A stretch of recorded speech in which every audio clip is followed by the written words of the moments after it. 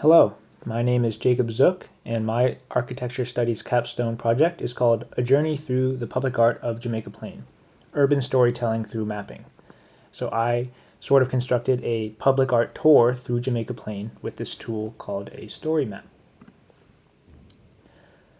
The first stop on the tour, which is kind of the preamble, is the Urbano project, which is in Eggleston Square, an area of Jamaica Plain that is kind of shared with Roxbury.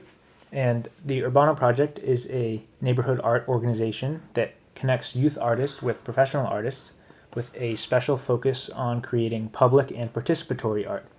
So that public art angle was what I found most interesting and really dove into, first looking at the public art projects that Urbano had created, but then moving beyond to the whole of Jamaica Plain. And also, Urbano is not tied to this location anymore. They're fully remote currently in the pandemic and looking for a new space, but they used to be in Jamaica Plain, so that's where I decided to start off.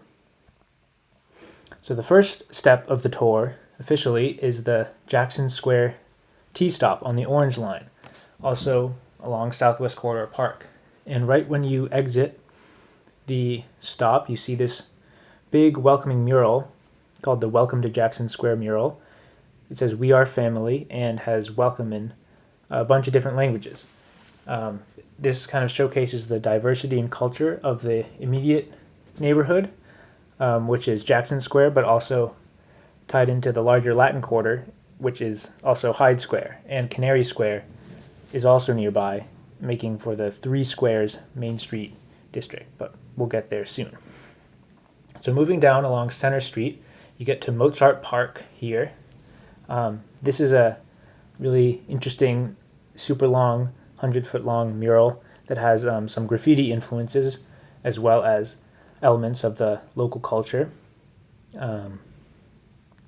Also in the same park is this sculpture called Reach, which has some really cool artistic elements and kind of hidden secrets.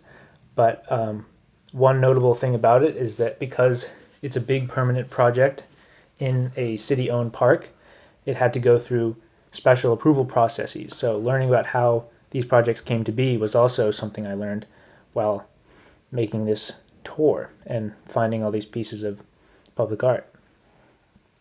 So the next pieces, many of them are murals, take you down Center Street. This one's on the Whole Foods, for instance, and this one's on the front of the Whole Foods. So Center Street is where a lot of these murals are, and many of the murals are on businesses, which are easier to get approved than in public parks per se. This is a special case. This is a bench along Jamaica Pond, but it's kind of famous because it's a joke bench. You can't really sit in it, and the artist Matthew Hinkman did not get approval before putting it in, but eventually did get approved after the fact because people liked it. So again, there's many murals along Center Street. Some of them are kind of tucked away, some are very visible.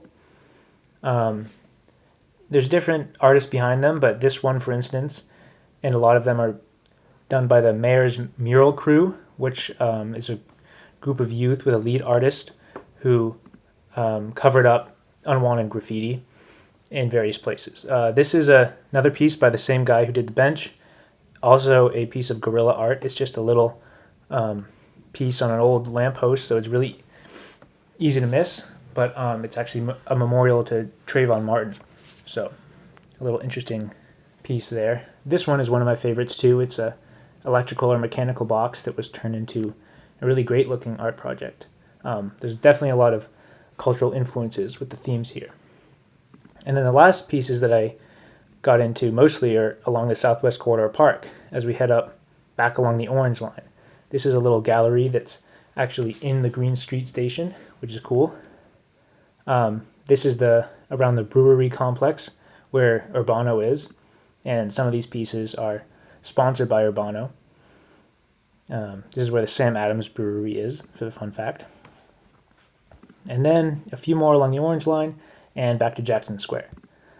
So yeah, I found a lot of different public art in Jamaica Plain. I learned a lot about the neighborhood along the way, and this tour is sort of a tool that people can use to learn more about art or go on this tour, and then I have all these resources that you can explore to find more public art in Boston, because there's a lot to see and there's a lot to learn.